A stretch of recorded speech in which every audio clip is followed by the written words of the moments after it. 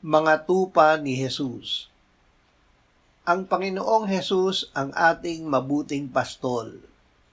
Hindi niya tayo iiwan o pababayaan. Kilala niya tayo na sariling Kanya at siya ay ating nakikilala. Kung paano siya nakikilala ng Ama, ay gayon din niya tayo nakikilala.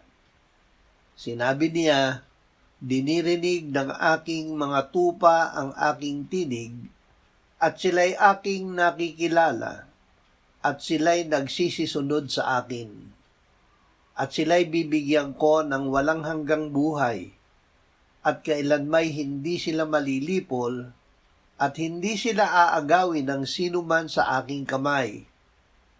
Ang aking Ama na sa kanila ay nagbigay sa akin, ay lalong dakila kaysa lahat, at hindi sila maaagaw ninuman sa kamay ng Ama. Ako at ang Ama ay iisa."